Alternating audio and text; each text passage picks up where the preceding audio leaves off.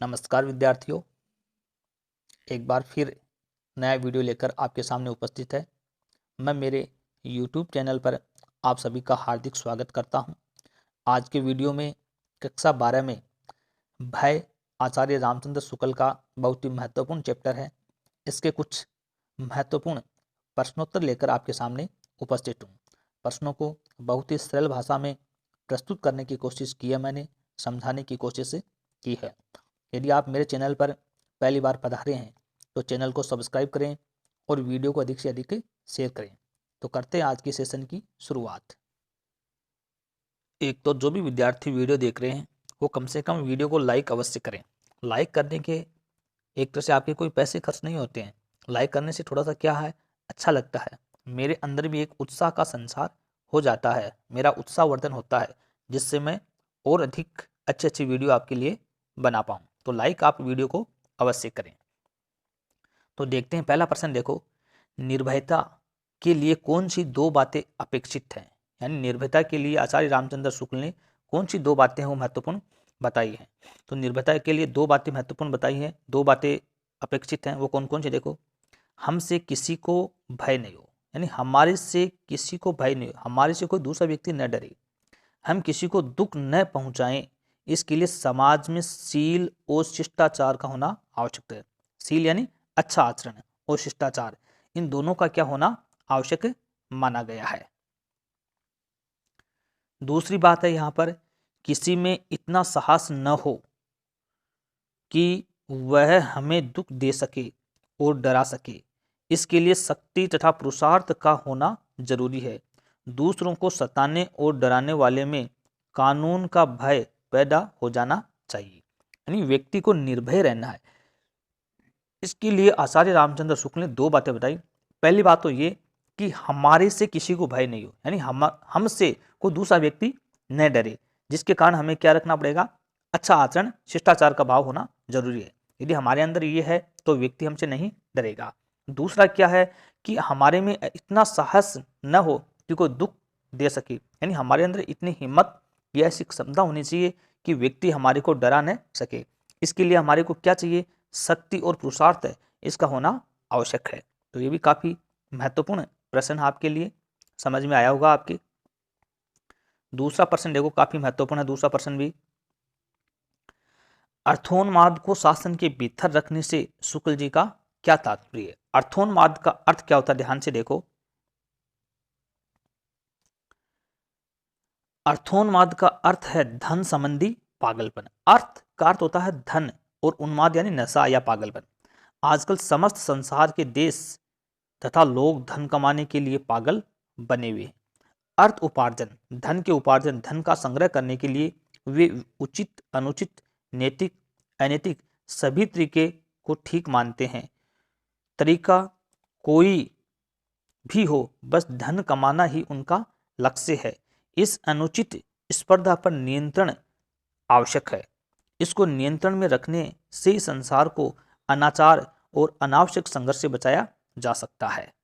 तो ये भी काफी महत्वपूर्ण है, आपके समझ में आया होगा ये प्रश्न कि इसमें क्या संसार में अनाचार और अनावश्यक जो संघर्ष चल रहे हैं ये किसके कारण है, ये धन के उन्माद, एक धन का जो पागलपन लोगों में छाया हुआ है उससे बचाया जा सकता है। तीसरा प्रश्न देखो, शुक्ल जी के कथन, इस सार्वभौम वणिक वृत्ति से उसका अनर्थ कभी न होता यदि छात्रवृत्ति उसके लक्ष्य से अपना लक्ष्य अलग रखती, का आशय क्या है और छात्रवृत्ति से क्या तात्पर्य है। काफी महत्वपूर्ण प्रश्न है, ध्यान देना विद्यार्थियों। देखो, छात्रवृत्ति से तात्पर्य है क्षत्रिय का धर्म अर्थात सुशासन, यानी क्षत्रियता का जो भाव था वो एक सुशासन के अंतर्गत आता है। अनुचित प्रवृत्तियों के नियंत्रण में रखना ही शासन सत्ता का कर्तव्य है। यानी अनुचित जो प्रवृत्तियां हैं बाजार की, उस पे क्या करना, नियंत्रण रखना। यदि देशों की शासन सत्ताएं विभिन्न देशों में व्यापक आर्थिक स्पर्धा या शोषण में सहयोग न करती और उनको नियंत्रण में रखती तो संसार में होने वाले निर्धन देशों के शोषण, उत्पीड़न तथा उनमें व्याप्त निर्धनता को रोका जा सकता है। कहने का मतलब क्या हुआ यहाँ पर कि यदि विभिन्न देशों की जो सत्ताएं सरकारें हैं वो व्याप्त आर्थिक स्पर्धा शोषण में सहयोग न करती, यानी शोषण में वो सहयोग न करें और आर्थिक स्पर्धा में लगातार लगी रहें, ज़्यादा से ज़्यादा धन एकत्रित करें, उनको नियंत्रण में रखती, तो संसार के निर्धन देश हैं वो शोषण, उत्पीड़न और उसमें व्याप्त जो निर्धनता, गरीबी है उसको रोका जा सकता है। अगला प्रश्न देखो, सार्वभौम वणिक वृत्ति से लेखक का क्या आशय है? तो देखो काफी महत्वपूर्ण है ये भी। वणिक व्यापारी को कहते हैं, वणिक यानी वणिक वृत्ति, तो वणिक किसका अर्थ है? व्यापारी को। आजकल विश्व के समस्त देश व्यापारी बन चुके हैं, वे अपने यहाँ के कल कारखानों में तैयार माल को दूसरे देशों के बाजारों में बेचते हैं। इसके कारण उसमें गहरी स्पर्धा तथा वे निर्बल यानी कमजोर देश हैं, निर्बल देशों का शोषण करते हैं। इसी को सार्वभौम वणिक वृत्ति कहा है, यानी जो शक्तिशाली सबल देश है वो जो गरीब निर्धन देश हैं उनको क्या करते हैं? उनका शोषण करते हैं, अपना माल है वहां के बाजारों में बेचते हैं। यही सार्वभौम वणिक वृत्ति है। अगला प्रश्न देखिए, उसका यानी भय का क्षोभ कारक रूप बहुत से आवरणों के भीतर ढक गया है। भय का क्षोभ कारक रूप क्या है? वे आवरण कौन से हैं जिनमें उसका क्षोभ कारक रूप ढक गया है? यानी भय का जो क्षोभ कारक दुख का रूप है वो ऐसा कौन सा रूप था और वो किस किस आवरण से ढक चुका है, ये यहाँ पर पूछा गया है। तो देखो, कोई आकर जबरदस्ती से किसी के खेत, बाग बगीचा, घर, मकान, रुपया, पैसा आदि छीन ले, यह भय का क्षोभ कारक रूप है। यानी व्यक्ति के मन में एक क्षोभ, एक डर छाया हुआ रहता है कि कोई व्यक्ति मेरी संपत्ति है उससे मेरे को वंचित न कर दे, मेरा रुपया, पैसा, धन है उसको छीन न ले, यह भय का एक रूप है। सुदृढ़ शासन व्यवस्था के अभाव में पहले यह भय बना रहता है, यानी सुदृढ़ शासन व्यवस्था है तो उसमें यह पहले क्या रहेगा? एक भय बना रहता है। भय के इस रूप पर छलकपट तथा बनावटी आचरण का पर्दा पड़ गया है। यानी भय का यह जो रूप है, व्यक्ति के मन में डर तो समाया हुआ रहता है, लेकिन इसमें जो सुदृढ़ शासन व्यवस्था है इसके कारण क्या एक छलकपट का और बनावटी एक आचरण का पर्दा है वो उस पर डाला गया है या पर्दा पड़ गया है। यह पर्दा आचरण का है। यह पर्दा किसका है? आचरण व्यवहार का। अब किस प्रकार से? नकली दस्तावेज तैयार कराकर, झूठे गवाह प्रस्तुत करके, अदालतों में जिरह यानी बहस करके इन वस्तुओं के स्वामित्व से किसी को वंचित कर देना। मतलब आजकल क्या होता है कि नकली गवाह या नकली दस्तावेज यानी कागज तैयार करा के भी व्यक्ति को अपने धन संपत्ति से वंचित किया जा सकता है। ये क्या था? भय का क्षोभ कारक रूप था। अगला प्रश्न देखो, सभ्यता का विकास होने से पूर्व मनुष्य को कैसा भय रहता था जो अब नहीं है, इस संबंध में आपका क्या कहना है? यानी आपके विचार यहाँ पर पूछे गए हैं कि सभ्यता का विकास जैसे जैसे हुआ तो मनुष्य को किस प्रकार का भय रहता था जो अब नहीं है, यानी पहले था अब नहीं है। इसमें आपके विचार, विद्यार्थी के विचार यहाँ पर पूछे हैं। तो देखो किस प्रकार के विचार थे। सभ्यता के वर्तमान रूप से पहले मनुष्य को यह भय रहता था कि कोई जबरदस्ती उसके खेत, मकान, रुपया, पैसा, संपत्ति आदि छीन लेगा। लूट, चोरी, डकैती का भय लोगों को रहता था। आज सभ्यता के विकसित होने पर लोगों को इस भय से मुक्ति मिल गई है। पुलिस तथा प्रशासन तथा पुलिस की व्यवस्था ने इस प्रकार का भय कम कर दिया है। इस प्रकार का भय पूर्णतः निर्मूल हो गया है।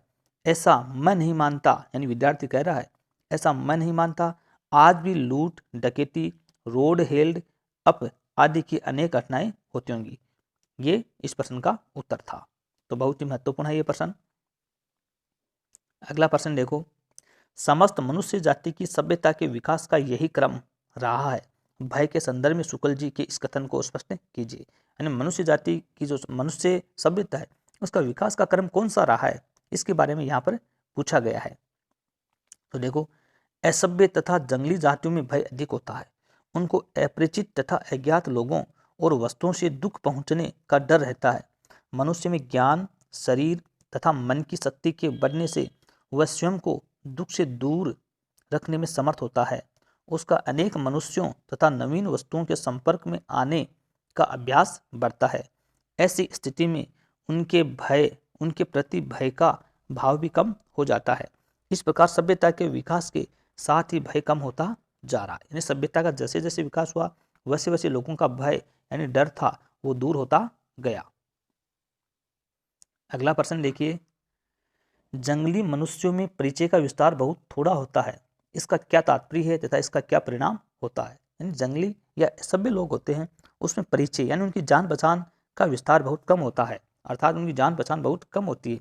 इसका परिणाम क्या होता है ये यहाँ पर पूछा है। तो देखिए, जंगली मनुष्यों में परिचय का विस्तार बहुत थोड़ा होता है। इसका अर्थ यह है कि वे केवल अपने कबीले तथा आसपास के लोगों को ही जानते हैं, दूर रहने वाले मनुष्यों को वे नहीं जानते। इसका परिणाम यह होता है कि अपरिचित लोगों से उनमें भयभीत होने की भावना होती है। किसी अपरिचित के मिलने पर भागकर उस समय अथवा सदा के लिए अपनी रक्षा कर लेते हैं। यानी अपरिचित व्यक्ति को मिलता है तो उस समय या सदा के लिए उससे वो भाग जाते हैं, अलग हो जाते हैं और अपनी रक्षा करते हैं। अगला प्रश्न भी महत्वपूर्ण है, धर्म भीरुता क्या है, क्या आपके मत में वह प्रशंसनीय है।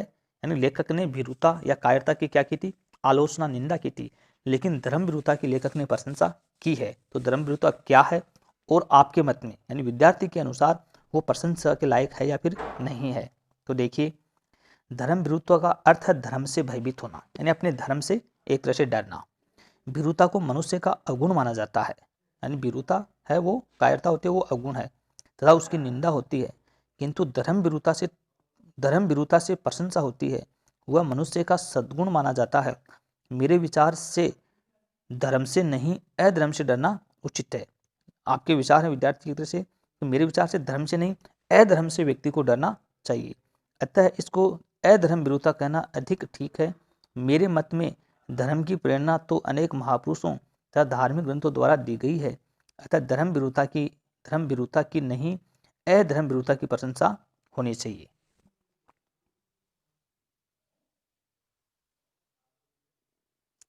अगला प्रश्न है, स्त्रियों की भीरुता तो उनकी लज्जा के समान ही रसिकों के मनोरंजन की वस्तु रही है।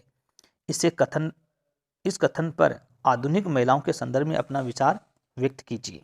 तो देखो, स्त्रियां स्वभाव से डरपोक होती है, उनकी भीरुता निंदनीय नहीं मानी जाती है, उनकी भीरुता पुरुषों के विनोद का कारण होती है।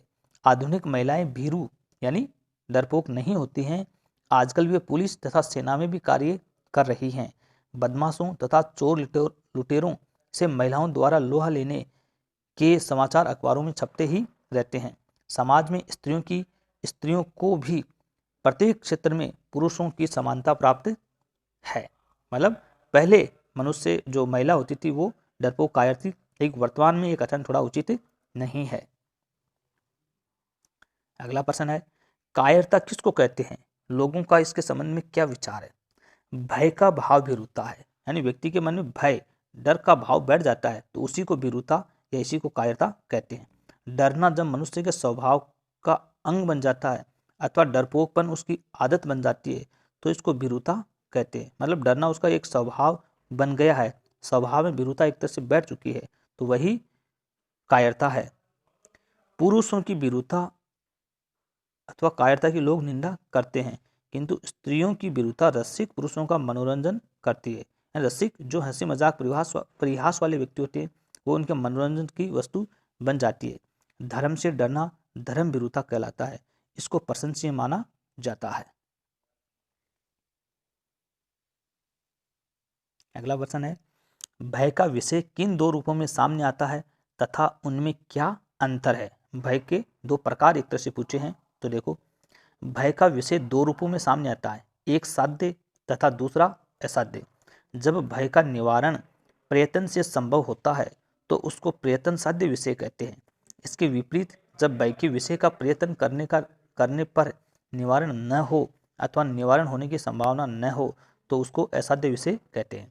अर्थात कहने का मतलब ये है यहाँ पर कि भय के दो रूप है, साध्य और असाध्य। साध्य का मतलब जिसका निवारण जिसका उपाय संभव हो, मतलब उसका उपाय अपन ढूंढ सकते हैं, और असाध्य मतलब जिसका उपाय नहीं हो वो असाध्य है। अगला प्रश्न देखो, आशंका और भय में अंतर स्पष्ट कीजिए। यानी आशंका और भय में अंतर पूछा है। दुख या आपत्ति का पूर्ण निश्चय न रहने पर उसकी संभावना मात्र से, यानी दुख या आपत्ति का पूर्ण निश्चय न रहने पर मतलब उसकी संभावना मात्र के अनुमान से जो आवेग शून्य भय होता है उसको क्या कहते हैं? आशंका कहते हैं। मसलन एक घने जंगल में पैदल चलने वाला यात्री इस आशंका में रहता है कहीं कोई चित्ता न मिल जाए, फिर भी वह चलता रहता है। वो क्या है? आशंका की स्थिति है। यदि उसे आवेगपूर्ण स्थिति में असली भय हो जाएगा तो फिर वह जंगल में एक कदम भी नहीं रखेगा। इस प्रकार आशंका से स्तंभ कारक स्थिति, यानी आशंका से स्तंभ कारक का मतलब होता है व्यक्ति एक मूर्ति की भांति स्थायी एक जगह खड़ा हो जाता है। स्थिति अल्पकालिक या कुछ देर के लिए होती है, जबकि भय में वह दीर्घकालिक या पूर्ण रूप से बनी रहती है। भय व्यक्ति में है तो वो दीर्घकालिक लंबे समय तक पूर्ण रूप से बना रहता है। अगला प्रश्न है, सभ्य और असभ्य प्राणियों के भय में अंतर क्या है? यानी सभ्य और असभ्य प्राणी है उनमें जो भय उसमें क्या अंतर है? तो देखो, सभ्य समाज में भय के कारण लोग उतने नहीं घबराते हैं जितने असभ्य लोग घबराते हैं। यानी असभ्य लोग इसलिए घबराते हैं क्योंकि उनकी जान पहचान का एरिया है, क्षेत्र वो बहुत कम होता है। असभ्य प्राणी भय के कारणों से सदैव अपनी रक्षा के लिए चिंतित रहता है। इसी कारण जंगली और असभ्य जातियों में भय अधिक होता है। इसके विपरीत सभ्य लोग भय से इतने भयभीत नहीं होते हैं जितने कि असभ्य लोग। असभ्य लोग अपनी शक्ति के बल पर भय के कारणों का समाधान खोज लेते हैं। इसी तरह सभ्य और असभ्य प्राणियों में के भय में काफी अंतर होता है। यानी कहने का मतलब यहाँ पर यह हुआ कि असभ्य प्राणी है उनकी जान पहचान है वो बहुत कम होती है, इस कारण वो सदैव अपनी रक्षा के लिए चिंतित बने रहते हैं। लेकिन सभ्य लोग हैं वो उसका कोई ना कोई समाधान है वो अवश्य खोज लेते हैं, अवश्य ही ढूंढ लेते हैं। तो विद्यार्थियों, ये आपका वीडियो था। वीडियो को लाइक अवश्य करें और आपकी जान पहचान में जो भी विद्यार्थी हैं जो कक्षा 12 बोर्ड एग्जाम की तैयारी कर रहे हैं वहाँ तक उसको अधिक से अधिक शेयर कीजिए। धन्यवाद।